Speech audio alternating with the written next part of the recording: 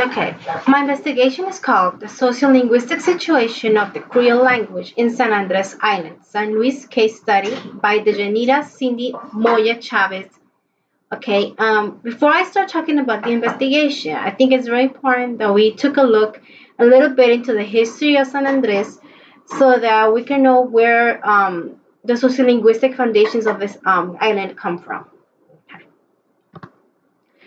So, the first settlement in San Andres occurred in 17th century, and it happened with British arrived in the island, coming from Barbados and England, and they were searching for new wealth and adventure, and that's where they first settled in San Andres Island.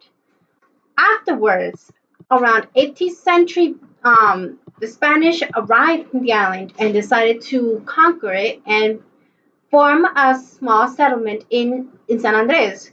And well, it didn't last very long because then the English came and took over the island then again, and it lasted until 19th century. In the 19th century, Simon Bolivar arrived and he freed the island from the English and it became a part of Colombia. So now that we saw a little bit of the history of San Andres and we know that there's English dominion there, so now we're gonna take a little bit of the investigation to see what the this student discovered in the island. Okay. The introduction. So the main contributions of this sociolinguistic study are the identification of the types of bilingualism in the Raizal population. Raizal is a specific type of people that live in the island, and she, like I mentioned before, she is basically geared towards San Luis, which is a sector of the island. So we're going to see the different kinds of bilingualism that is present in the island. She's going to investigate that, and she wants to recognize the importance of the Creole language in the island and how it is important as an identification element of this ethnic group. Okay. We're going to look at some theoretical aspects of bilingualism that was present in the student's investigation. First of all, the definition of bilingualism is the most frequently used term to refer to the ability of speaking two, three, or more languages. This definition came from Ardila and Ramos in 2007. That's where she based her definition of the bilingualism in her study. That's where the definition came from. And there are some variables that is very important to consider when you try to measure the degree of bilingualism in a certain group. So we have, first of all, there's the linguistic competence. We have the age, acquisition sequence, like how did they acquire the language? What came first? What came next?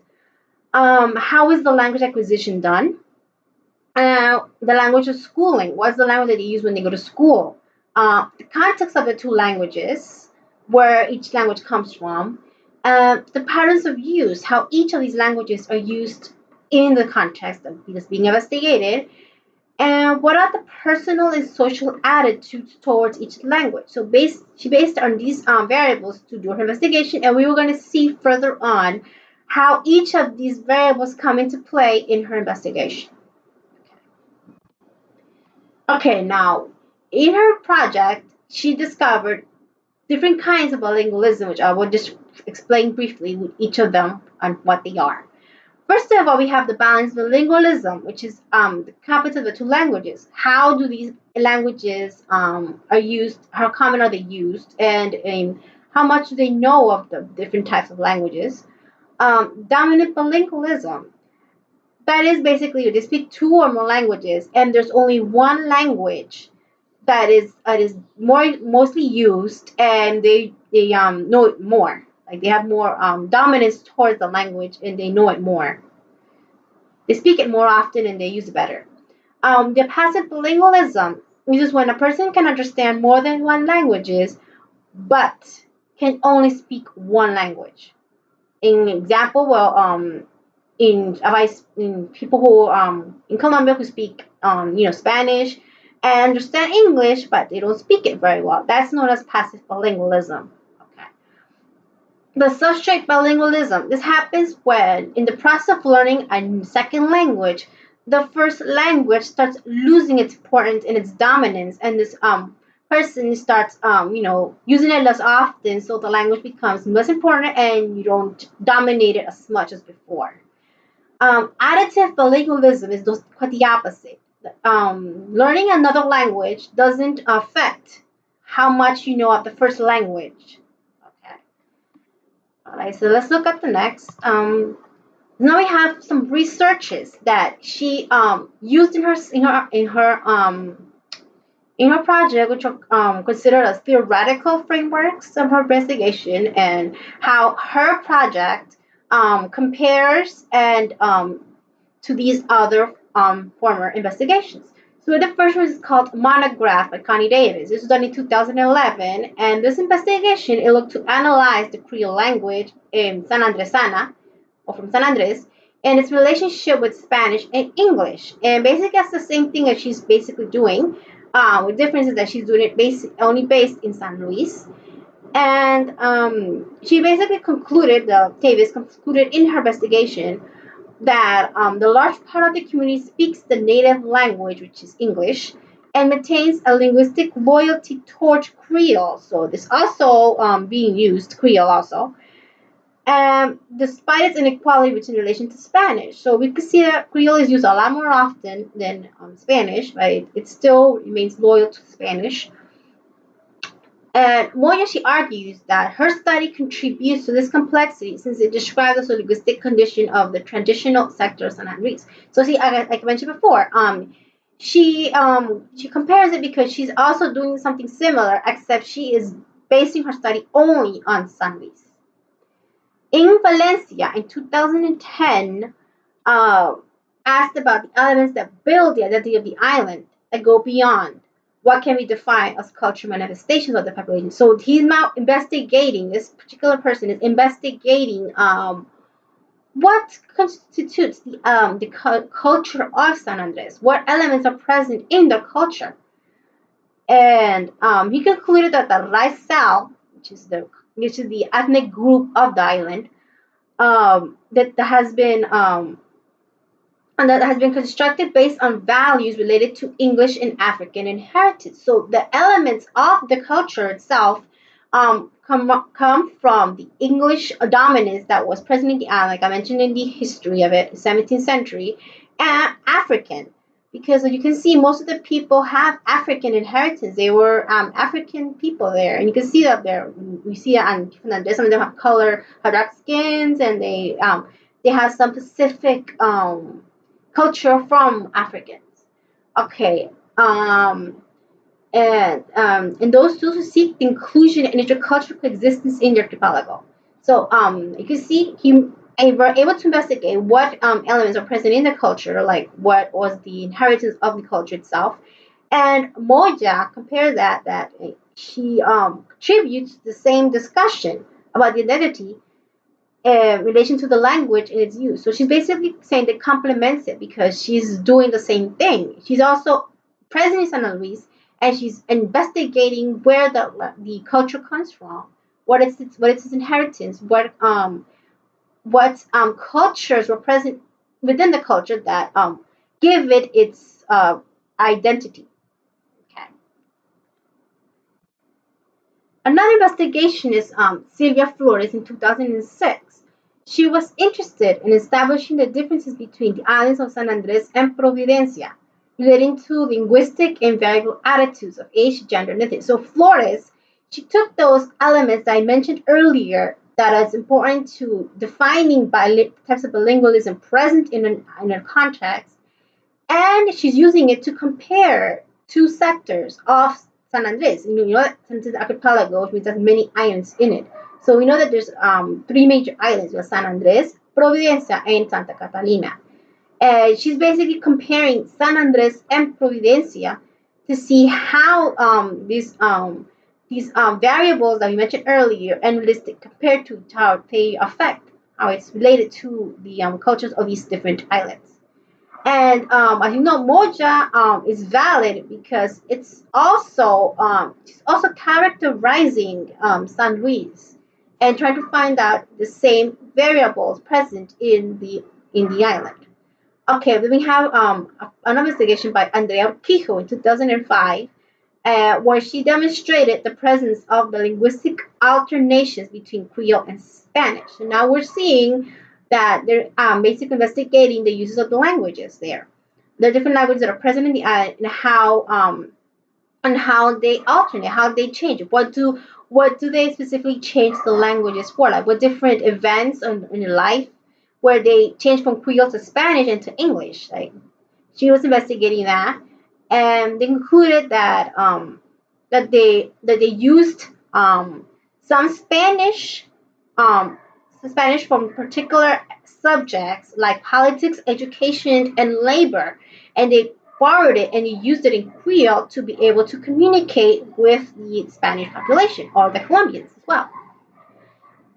Um, and she Moja concludes that in her investigation, though, it doesn't represent areas of use of these two languages, and as her study does. So she basically saying that it doesn't really represent these areas like her investigation does. It's a lot more thorough. Her investigation is more thorough than the one done by Andrea Urquijo in 2005. So we're going to see how thorough she's going to be actually in her investigation. Okay, and lastly, just one last investigation that we're going to look at before we really move forward and we look at the investigation itself. Okay, we have Juliana Andrade in 2004. She did a study based on surveys. So, and the purpose of this was to determine, on one hand, which language is mostly spoken by the inhabitants of the island. So she used surveys to discover which of the three languages that we know present in the island is mostly spoken, the main language of the island, and also to identify the areas of use and the value given to the different languages. Oh, she's also trying to see, like I mentioned before, they're trying to figure out like what events is English spoken, what events do they use Spanish, and in what events do they use Creole. And her study is also doing the same thing. She's providing data from San Luis itself to contribute to this investigation. Okay. So now we're going to see what methodology did she use to conduct this investigation. First of all, she conducted a survey of 44 people, which approximately is 23% of the entire population, based on what Dane did in population-wise. In the Dane 2005 determined there were 187 inhabitants and 74 families in San Luis. So you can say that's where she got her approximation of 44 people. It's 23%, around there. So how did she get these 44 people? Well, first of all, she divided them into different age groups, which is very important. And there was 9 seniors, which means people over the age of 50, 11 people from ages ranging from 41 to 50, 18 people who had the ages of 21 to 40, and the last group has 6 youths between the ages of 15 and 20. So that's when you add these together, you got 44 people. And the objective of this survey was, first of all, to identify the languages which is being used, the scope and importance of the types of bilingualism on the speaker. So she used this survey, first of all, to find the different types of languages being used and its importance in the island, and what types of bilingualism are present in the island. Like I mentioned before, I mentioned a whole bunch of different types of bilingualism. We want to see which of these types that she mentioned in her investigation are present on the island. Okay.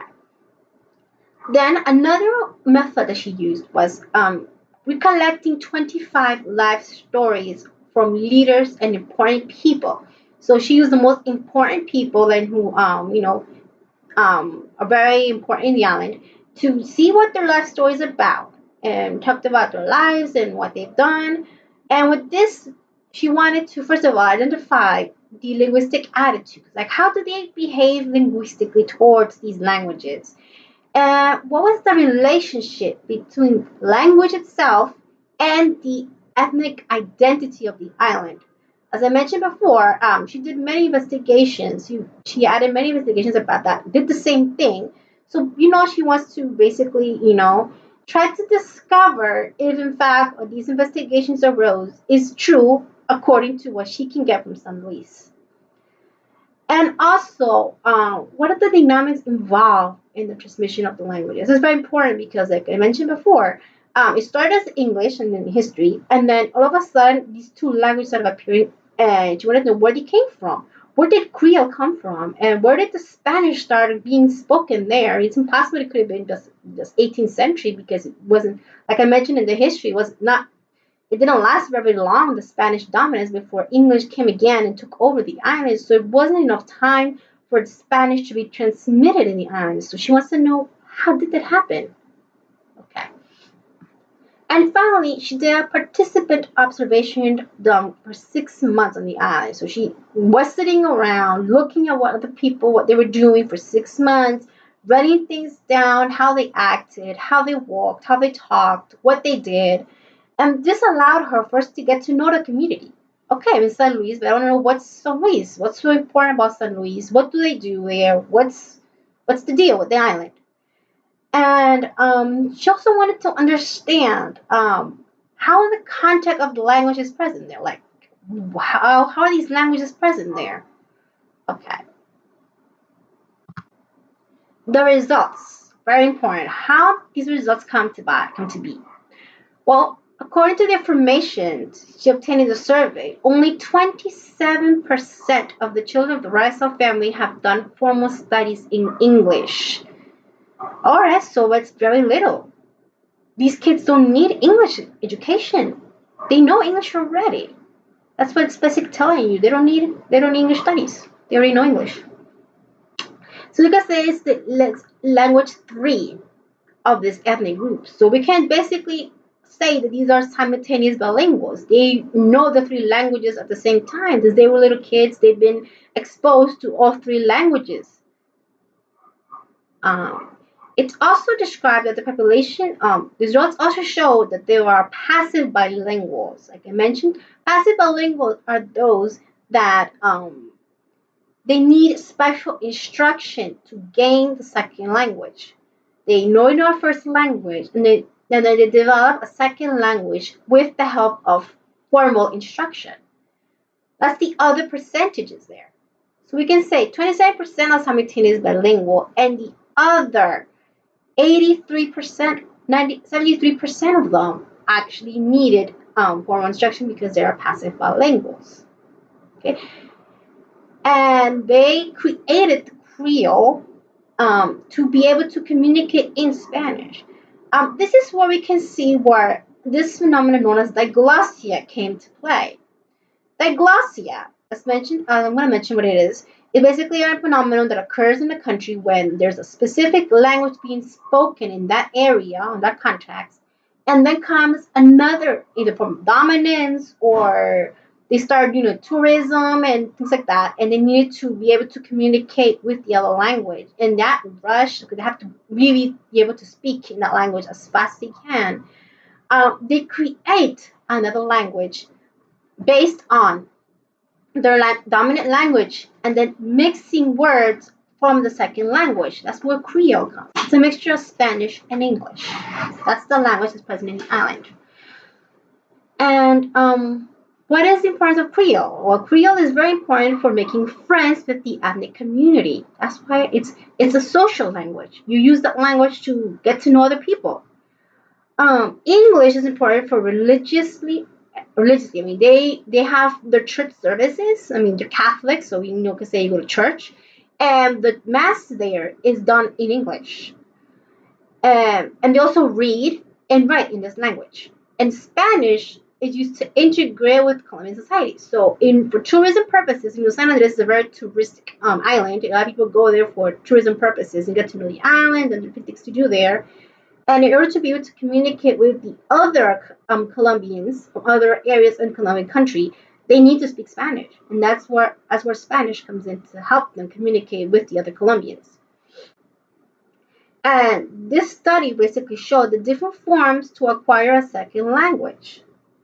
In an early or late manner, we have simultaneously, which we mentioned with simultaneous bilinguals, or successively, first one, then the other. and how the use of these languages maintained a state of diglossia, which I already mentioned what diglossia is. So we can see how diglossia was maintained there. And it's very difficult. You cannot change diglossia. Diglossia is there and it's never going to be erased. It's always going to be present generation after generation, year after year. That's what she's mentioning there. And it's since it was given by representations of the languages built mainly on historical facts. So I already mentioned the history, so we know that that's where the foundation of the glossy came to be from 17th century when the English came, and then the 19th century when Simon Bolivar freed San Andres from English and it became a part of Colombia. That's where basically we see this different languages being spoken in San Andres, where they come from. My conclusions on this study. Well, as we mentioned earlier, it was a sociolinguistic study. It was based in San Luis. The only one sector of the island called San Luis. It's not, she didn't all the island know. She's based only on San Luis, which is very important. It's very good to be specific about her investigations and makes it a lot less complex. She also does for different types of bilingualism that exist. I mentioned the simultaneous bilinguals, passive bilinguals, and she showed how diglossia took place, which I already mentioned once diglossia earlier, how it happened. And the surveys, the life stories, and the observations were able to show that everyone from grandparents to the youngest people still speak Creole. And despite, the large presence of Spanish speakers. So it's very interesting how Creole still maintains its strength despite the fact that there is a high dominance of Spanish, because it's a part of Colombia and a lot of people traveling from different parts of Colombia to get to know the island. And it's very interesting how you can see that Creole still remains its importance despite that influence of Spanish. And Spanish is the official life of the island. The English, for its part, it lost its place, it lost its importance. It's only used for religious purposes.